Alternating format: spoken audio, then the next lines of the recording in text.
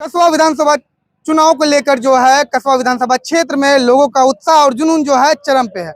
यहीं तक देखा जा रहा है कि लोग अपने अपने प्रत्याशियों के नाम के जो है चर्चे कर रहे हैं और लगातार जो है नारेबाजी भी करते हैं, क्योंकि वाजिब सी बात है कि जो लोग जिसको पसंद करेंगे, जो जनप्रतिनिधि को चुन के लाना चाहते हैं, उसके लिए जो है अपनी मजबूती दिखाएंगे। हमारे साथ जो है कसबा विधानसभा क्षेत्र के जलालगढ़ प्रखंड के कई सारे लोग जो है यहाँ मौजूद हैं।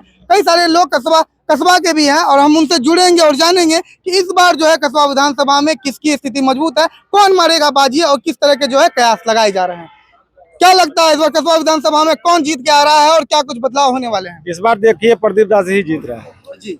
पिछले 15 सालों से पूर्व विधायक रहते हुए जनता के बीच एक बुजुर्ग युवा नेता हम लोगों के बीच में है।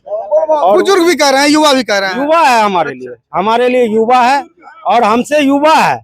और आप पता कर लीजिए जितने भी लोग हैं और जिस दल में हम लोग पहले थे और हमारे दल के कोई भी ऐसा नेता है पिछले दल का, उसको हम चैलेंज करते हैं कि आप इनके सामने टिक जाइएगा जनता के बीच में तो हम मान लेंगे। आप पूरे कसबा विधानसभा में प्रदीप दास जी जानते हैं कि एक एक बूथ पर उसका कौन कार्यकर्ता कहाँ रहता है, कहाँ सोता है। हम उनके साथ काम किए हुए हैं, हम उनके साथ रहते हैं और गए थे हम तो हमको कहते थे कि इरशाद जरा देखो तो क्या कहते हैं कि फलनमा कहाँ पर है, तो हम बोलते थे कि सर ये घर नहीं है वो घर है। बोला नहीं तुम ये गलत बात बोल रहे, ये घर है और देखो गोहाली घर में सोया हुआ होगा वो आदमी। और ऐसा युवा नेता है हमारा और यूथ है यो, उसके सामने यूथ नहीं टिकेगा। और अच्छा अगर वो व्यक्ति अगर 15 साल से अपना सारा जीवन हम जनता के बीच में लगाया है और यहाँ का है और यहाँ का रहेगा, उसको हम लोग जब तक वो जिंदा है तब तक हम लोग छोड़ेंगे नहीं, जब तक जीतेंगे नहीं तब तक छोड़ेंगे नहीं और छोड़ेंगे। जिस हालत में भी रहेगा प्रदीप दास जी को अंतिम काठी देंगे, अंतिम उसका दाह संस्कार करेंगे, तब भी हम लोग उसका पीछा छोड़ेंगे। उसका पीछा नहीं छोड़ने वाला हमारा यूथ है।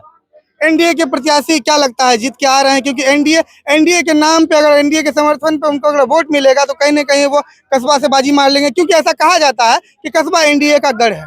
एनडीए की बात अगर कर रहे हैं तो आप चिराग पासवान की बात कर रहे हैं और चिराग पासवान जो है उसका मनोबल बढ़ा हुआ है। और हमारे जो नेता है देश के प्रधानमंत्री, वो को हम दल में रहे नहीं रहे, हमारे प्रधानमंत्री है और हमारे प्रधानमंत्री को बार्गेनिंग कर रहा है चिराग पासवान। एनडीए के जो प्रत्याशी हैं, लोग कहते हैं कि अगर उनसे मिलना होगा तो अपॉइंटमेंट लेना पड़ेगा। सर हम उसी बात पर आ रहे थे। कहना है ये कि चिराग पासवान हमारे नेता के साथ बार्गेनिंग कर रहा है, क्योंकि हम कार्यकर्ता जो है उनको जो है कि पूर्ण बहुमत से सरकार नहीं बनाने दी है, इसीलिए गठबंधन की सरकार है। अगर ये गठबंधन की सरकार नहीं होती, हमारे साथ पूर्ण बहुमत की सरकार होती, तो हम लोग जो है आज के डेट में ये परिस्थिति नहीं होता, ये टिकट हमारा भाजपा का होता। लगातार भाजपा कसबा विधानसभा क्षेत्र क्यों हारती आई है? इसका कारण है कि 2-4 लोग जो विधायक देखने का सपना देखते हैं मगर जनता की बात को सामने में नहीं रखते हैं, जनता के बीच नहीं जाते हैं, उनकी सही मुद्दे को नहीं उठाते हैं। अगर सही मुद्दा उठाएंगे तब नेता बनेंगे, मगर विधायक जी मुद्दा उठाते हैं, 2-4 हजार से हराने का काम हमारे ही साथी लोग करते हैं। मतलब कितना फासला रहा है कसबा विधानसभा में? जो एनडीए लगातार जो है कोशिश कर रहा था, कितने फासलों पे हारता चला जा रहा था? यही 2-4 हजार मत से हारते हैं, वो हमारे ही लोग जो है कि हमको हराने का काम करते हैं। इस बार ऐसा नहीं होगा, जनता जाग चुकी है। प्रदीप दास के लिए हम लोगों के साथ एक साथ जुड़ेगा और पीडी क्या कहते हैं कि यहाँ पर हम लोगों का समीकरण पीडी है।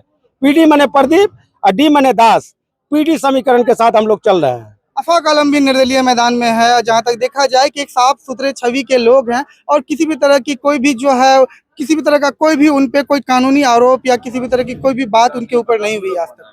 देखिए आप जहां तक अफवाह हुई बात बोल रहे हैं, व्यक्तिगत क्या है नहीं हम नहीं जानते हैं, मगर उनका सारा योजना उनका भाई करता है और योजना जो भी करता है आप देखते होंगे वो सही समय तक नहीं टिक पाता है, चाहे सड़क हो, पुल पुलिया हो। आज विधायक जी का बनाया हुआ दंसार पुल है, दिखता नहीं है, टूटता नहीं है। जिस तरह से प्रदीप दास जी आज नौजवान बने हुए हैं, उसी तरह से हमारा पुल उनका बनाया हुआ तो फिर दास जी का बनाया हुआ दादर घाट कैसे ढह गया? दादर घाट जो है कि थोड़ा सा वो बनाए थे, बीच में अप्रोच बनाए थे, ठीक है, और 2017 में जो है ज्यादा बाढ़ आने के कारण टूट गया। जब अच्छी बात का क्रेडिट आप ले रहे हैं तो बुरी बात का भी क्रेडिट आपको लेना होगा। बात सही है, हम कह रहे हैं कि बाढ़ जो है, तबाही जो है, आपदा जो है, उसको कोई नहीं रोक सकता, वो तो नहीं रोक सकता है। ये आपदा के कारण हुआ है, उसमें उसमें जो है जलकुंभी का जमाव हो गया था, हम जाके देखे थे, जिसके कारण वो ढह गया। अगर प्रशासन अगर तय समय पर जलकुंभी हटा देता तो वो पुल आज ध्वस्त नहीं होता, दुर्घटना का शिकार नहीं होता। दुर्घटना। क्या परिचय हुआ आपका? मेरा नाम है इरशाद खान। पहले हम भाजपा में थे? अभी तत्काल हम भाजपा में थे 14 वर्षों से। उससे पहले मैंने लोजपा को सींचा है, और हम बता देते हैं आज आपको, आप कैंडिडेट से पूछ लीजिएगा कि लोजपा के जो लोग हैं, लोजपा का पहला सिपाही हम ही थे, लोजपा के सिपाही हम ही थे, समझे ना। पहला प्रखंड अध्यक्ष बनाए थे क्या कहते हैं महेंद्र लाल शाह जी को, समझे ना, एकम्बा के हैं। दूसरा प्रखंड अध्यक्ष बनाए थे हम लोग मुन्ना जी को, कठेली के हैं। तीसरा बनाए थे देवानंद जी को, मुर्गी फार्म वाला भटेली का।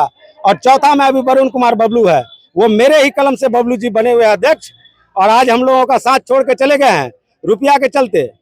कसबा विधानसभा में बदलाव ला रहे हैं क्या?